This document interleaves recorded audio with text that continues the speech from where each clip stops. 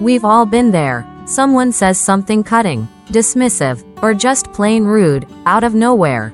Maybe it's at work, maybe it's a friend, maybe it's family, and suddenly, you're standing in that familiar place, between wanting to defend yourself and wishing you didn't care. In moments like that, it's easy to lose your cool.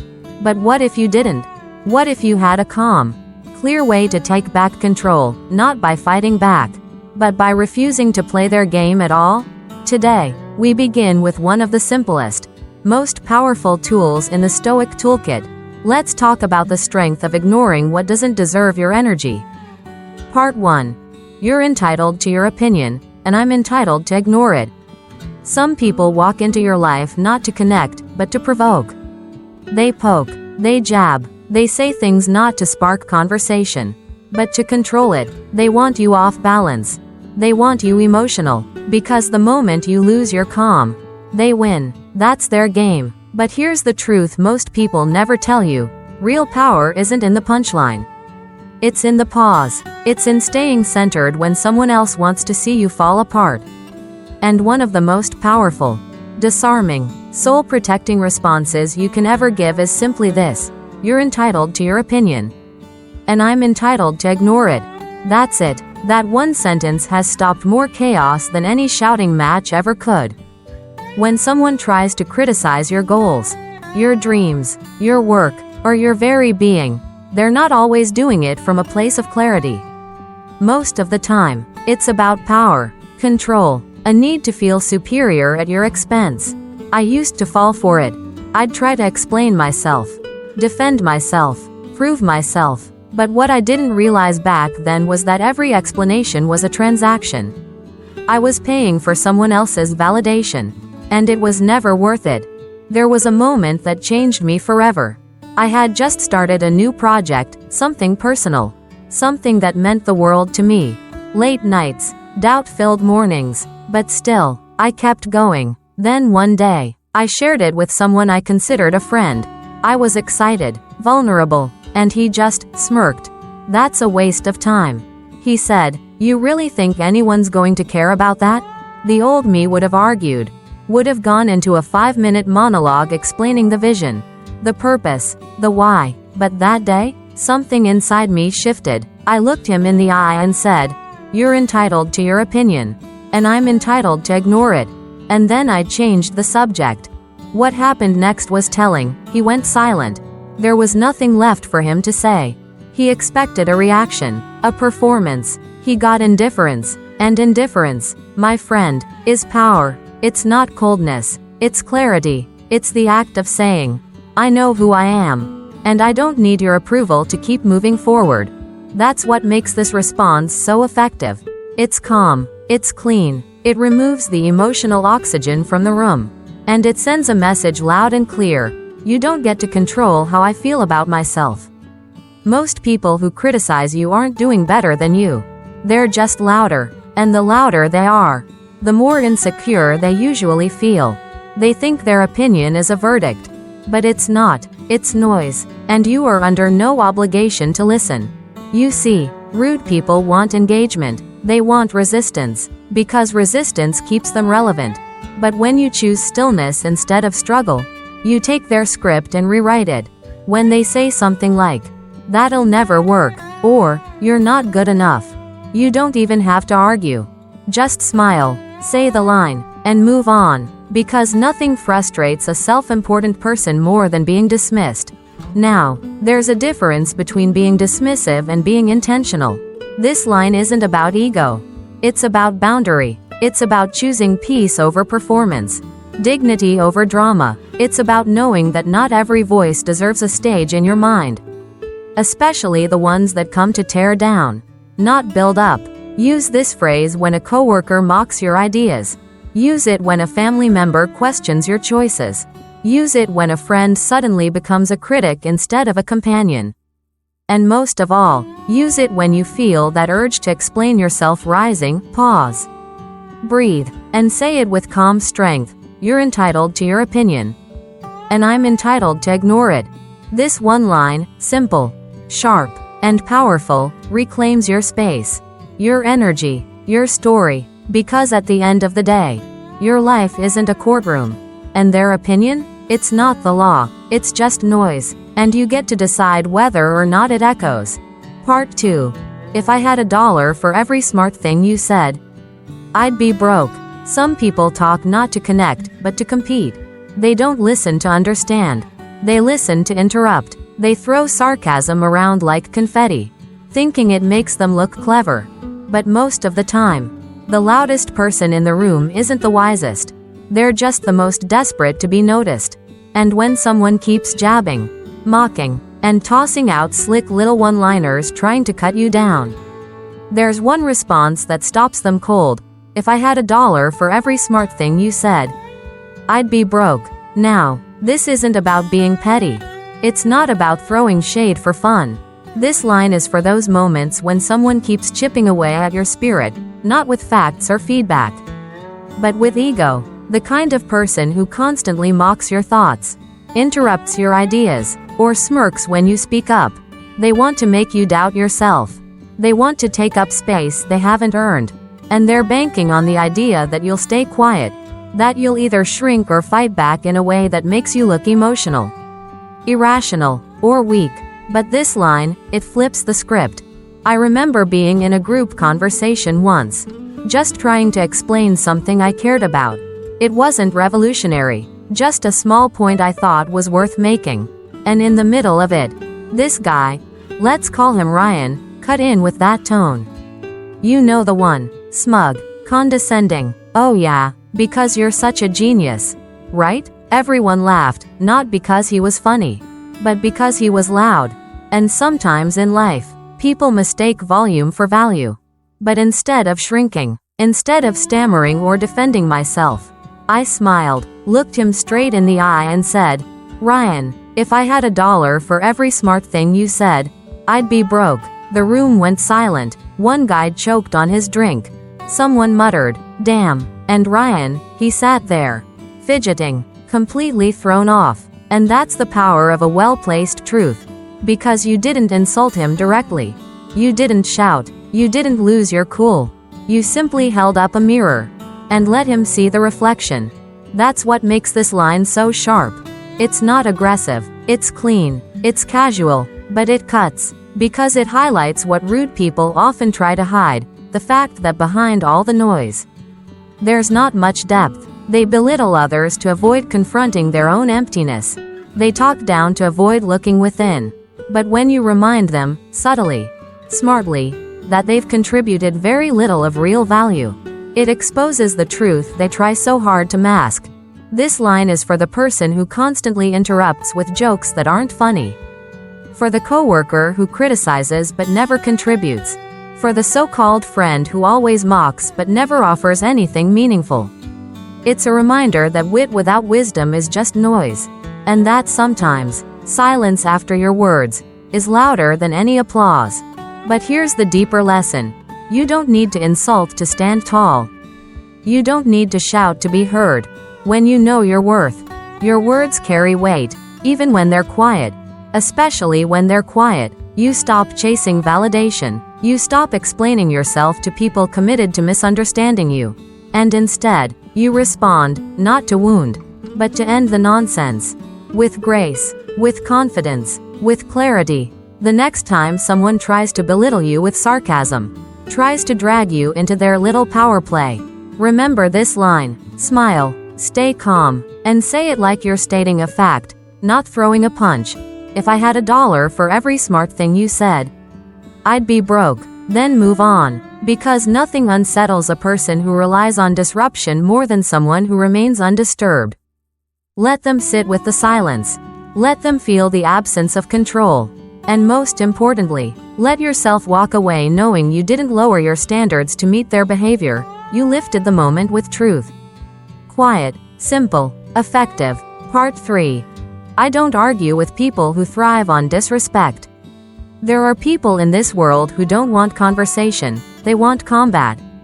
They don't want clarity, they want control. And the moment you recognize that truth, something inside you shifts. You stop wasting your energy on people who aren't interested in understanding. You stop fighting battles that can't be won. Not because you're weak, but because you're wise. And that wisdom sounds like this: I don't argue with people who thrive on disrespect. Let that sink in. Some people don't just dish out disrespect, they feed on it. It gives them power. It makes them feel superior. They disguise it as honesty or just being real. But all it really is a habit of hurting others to feel less broken inside themselves. And the moment you respond with anger or explanation, you've given them exactly what they were fishing for: your attention, your energy, your dignity. I remember working with someone like this. Let's call him Jake. Jake was the kind of guy who wore arrogance like cologne, loud, offensive, and impossible to ignore. He didn't just disagree with people, he tried to humiliate them. He interrupted, talked down, rolled his eyes in meetings, and always had some passive-aggressive line locked and loaded. One day, during a team discussion, I offered a suggestion, something small to improve a process. Before I could even finish, Jake smirked and said, "Yeah, because you're such an expert, right?" The whole room went quiet, eyes darting between us, waiting for the explosion. But there was no explosion, no rebuttal, no defensiveness. I simply leaned back, looked at him, and said calmly, "I don't argue with people who thrive on disrespect." Then I turned away and kept going. And just like that, the conversation ended. He had nothing, because the one thing people like Jake can't handle is being disarmed without drama. That's the power of this line. It's not just a clapback. It's a boundary. It lets the other person know, I see you. I see the game you're playing. And I refuse to join. You're not rising to their level. You're staying firmly rooted in your own peace. And in a world full of noise, that kind of stillness makes a statement. Let's be clear, this isn't about being passive. It's about being intentional. It's about refusing to spend your breath on people who already decided not to listen. Some people will twist your words, ignore your point, or attack your character just to win. Not the truth, just the argument. But when you say, "I don't argue with people who thrive on disrespect," you expose that hunger in them, and starve it. And trust me, they'll feel it. Because they wanted chaos, you gave them composure. They wanted dominance, you gave them detachment. And in that moment, without raising your voice, you became untouchable. Use this line when a coworker tries to embarrass you in front of others. Use it when a friend masks cruelty as sarcasm. Use it when a relative constantly pushes boundaries under the guise of just being honest. Use it when someone on the street throws out an unnecessary insult just to ruin your mood. Say it once, with calm clarity, and then leave, not just physically, mentally. Walk away from the need to be understood by those committed to misunderstanding you. Because here's the truth, not every battle is worth your energy. Not every opinion deserves a rebuttal. And not every insult deserves a reaction. Some people are just looking for a reaction, any reaction, to prove that they matter. But when you remain still, composed, silent in your strength, you make it clear, they don't. You are not obligated to play every game you're invited to. You are not responsible for teaching someone how to be respectful. You are only responsible for honoring your own peace. And sometimes, the most powerful thing you can say is almost nothing at all. So the next time someone steps out of line, not to talk, but to tear down, look them in the eye and say, "I don't argue with people who thrive on disrespect." Then walk away, not because you're afraid of confrontation, but because you've outgrown it. Part 4. Your attitude isn't going to get you very far in life. There's something about arrogance that fools people into thinking it's confidence. You've seen it, those who walk into a room like they own it. Not because they've earned respect, but because they demand it. They cut others down, speak over them, roll their eyes at anything that doesn't fit their view of the world. And somehow, they believe that this kind of behavior will carry them through life. But here's the truth no one dares say to their face. Your attitude isn't going to get you very far in life. Because sooner or later, life humbles everyone. The promotion doesn't come. The room grows quiet when they speak. People stop inviting them in. Doors begin to close, not because they lacked talent or intelligence, but because their energy was too toxic to be around. And this is what makes this line so devastating. It's not a joke, it's not a jab, it's a mirror, a moment of truth, a warning that if they keep walking that path, they're heading toward a future of isolation and regret. I remember working with someone like that. Let's call him Mark. Mark had talent, sure, but he also had a chip on his shoulder the size of a mountain. He talked down to everyone. He thought belittling others made him look strong. If you made a mistake, he made sure everyone knew it. If you had a good idea, he'd shoot it down just to stay on top. And the worst part? He thought he was winning. Until one day, in a team meeting, he crossed a line. A younger colleague made a thoughtful suggestion. And Mark snapped. Maybe if you actually knew what you were talking about, we wouldn't be wasting time. The room went cold. You could feel the discomfort. And that's when I spoke, not to yell, not to defend, but to confront with calm authority. I looked at him and said, "Your attitude isn't going to get you very far in life." He tried to laugh it off, smirked, shrugged, but the smirk didn't last. Because everyone in that room knew it was true. You could see it in their faces. The silent agreement, and deep down, Mark saw it too. He didn't say much after that. Not because he suddenly became a better person, but because, for the first time, someone called out the cost of his behavior. You see, this line works because it hits below the surface. Rude people expect confrontation. They expect a fight, but what they don't expect is accountability. They don't expect someone to challenge their future, not just their present. This isn't just a comeback.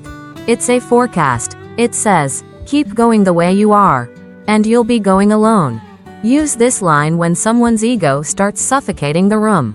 When a coworker treats others like stepping stones. When a family member mocks everyone else but refuses to look in the mirror. When a so-called friend uses sarcasm as a weapon and kindness as a weakness.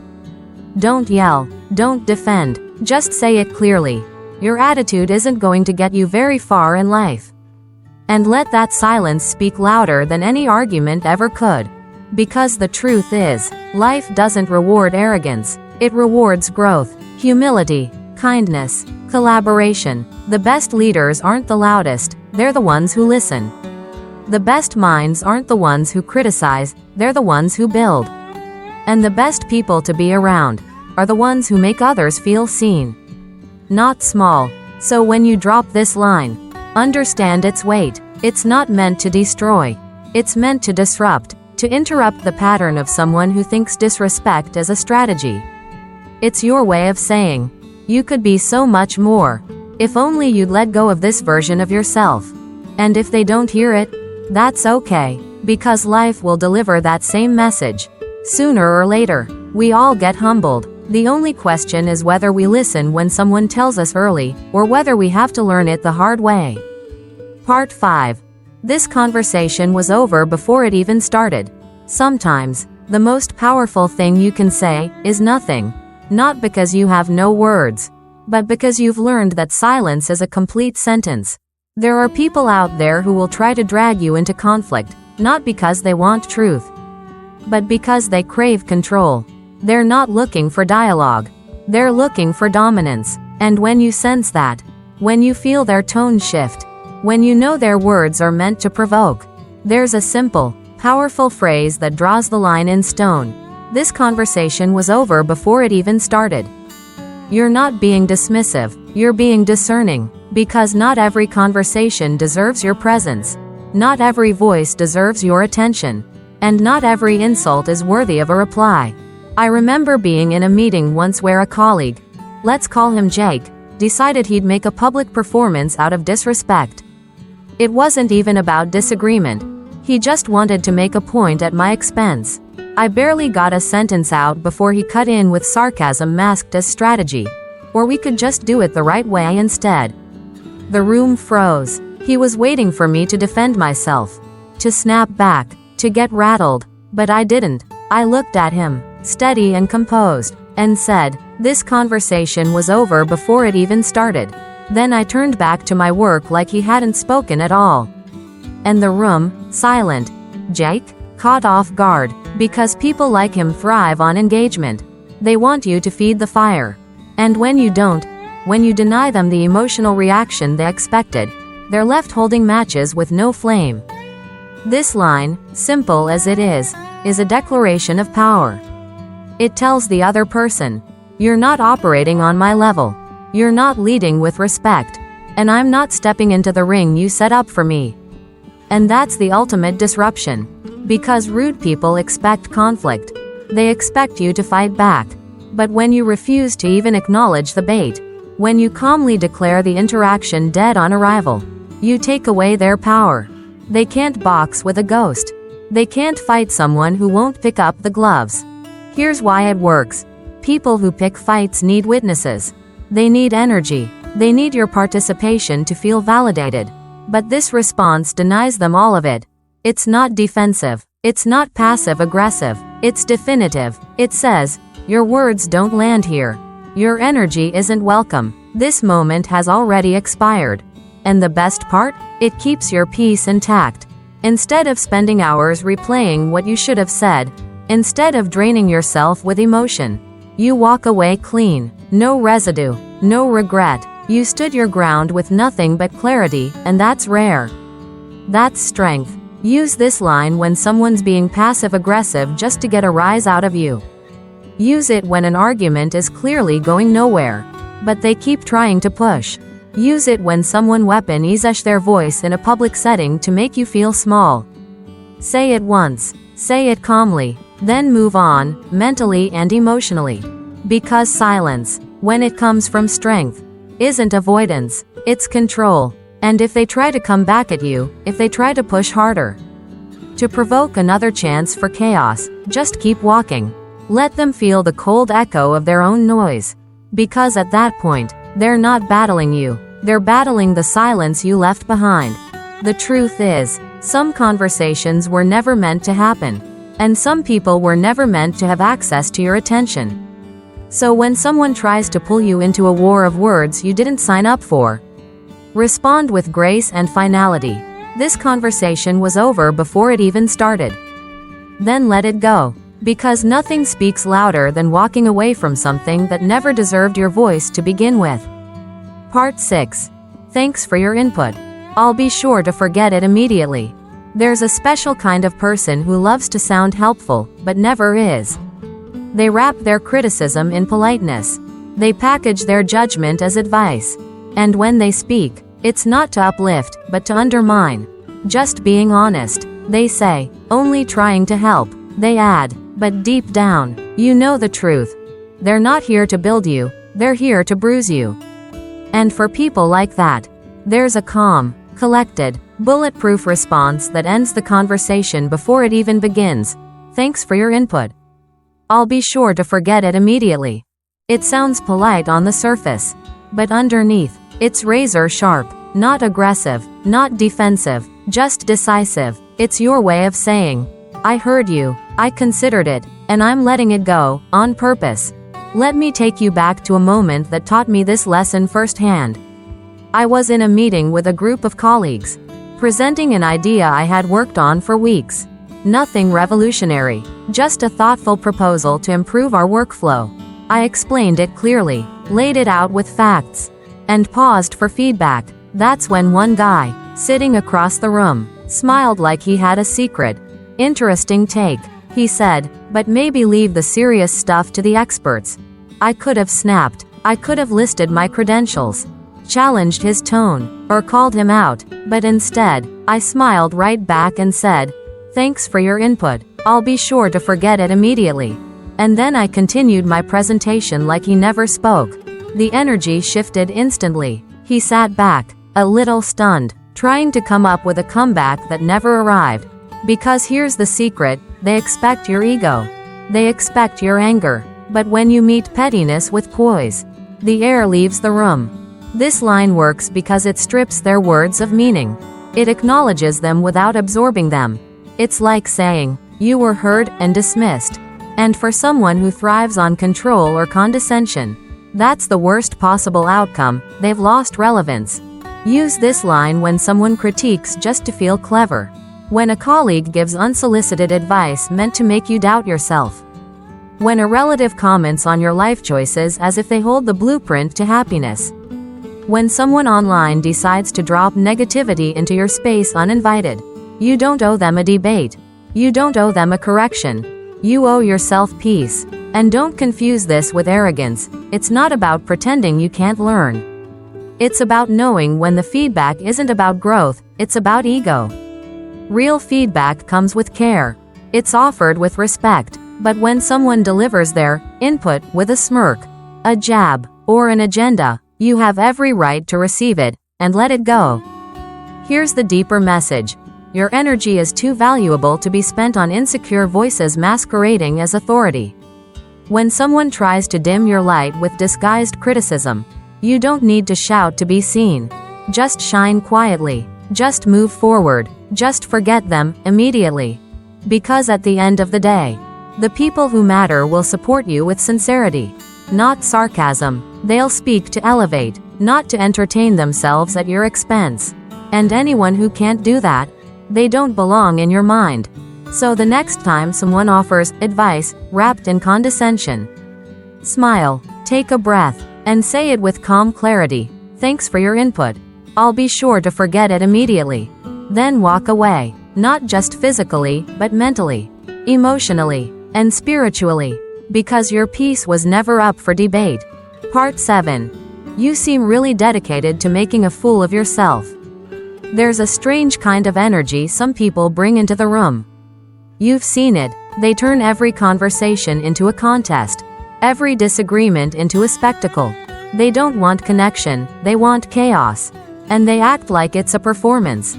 Like the louder they are, the smarter they seem. Like the more they insult, the more powerful they become. But what they don't realize is, they're not impressing anyone. They're just exhausting the room. And sometimes, the best thing you can do, the boldest move you can make, is to say, with a calm voice and steady gaze, you seem really dedicated to making a fool of yourself.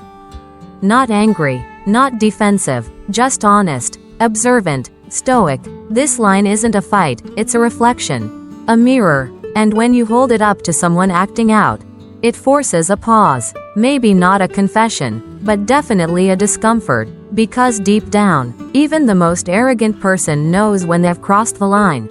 But they don't expect to be called on it, especially not with composure. Let me tell you how I learned the power of this line. I had a friend, or so I thought, who couldn't help but take subtle jabs every time we were in public. Compliments with a twist. I'm actually surprised you pulled that off. Wow, you finally did something right.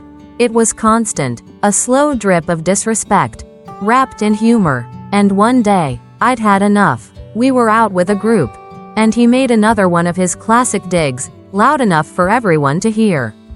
The laughter that followed wasn't for the joke. It was for the discomfort.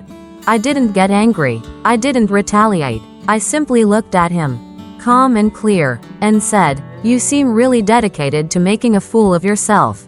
And then I went back to my conversation. No drama, no reaction, just truth. And let me tell you, nothing quiets a room like dignity with edge. He didn't say much after that. Because that line, it lands in silence. It lingers, and it doesn't let go. Here's why it works. It puts the attention back where it belongs, on them. It shifts the spotlight from your reaction to their behavior. You're not insulting, you're observing, and that makes it impossible to argue with. If they fight back, they validate your point. If they stay quiet, they prove it. It's a no-win for them, and an all-peace for you. Use this line when someone turns every interaction into an insult contest. When a coworker constantly disrupts meetings with ego. When a family member plays the victim while throwing verbal punches. When a stranger online is performing outrage just to get likes. You don't need to match their volume. You don't need to stoop to their level. You just need to name what's already obvious to everyone in the room, even if no one said it yet. And the beauty of it? You're not just defending yourself. You're restoring order. You're showing the people around you, your team, your friends, your audience, that you won't dance for dysfunction. You won't laugh at cruelty. You won't reward bad behavior with good energy. Let's be honest, some people are committed to their clownery. They wake up ready to perform. But just because they're putting on a show doesn't mean you have to buy a ticket. You don't need to shout. You don't need to explain. Just lift the mirror and say, "You seem really dedicated to making a fool of yourself." Then let them deal with the reflection. Because in a world full of noise, grace under pressure is a superpower. And when you use it, you don't just protect your dignity, you expose their lack of it. Thank you for being here. For choosing calm when the world tries to trigger chaos.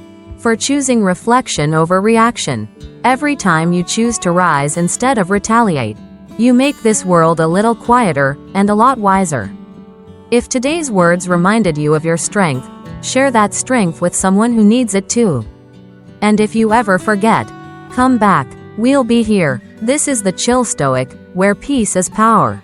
Silence speaks volumes, and grace always wins.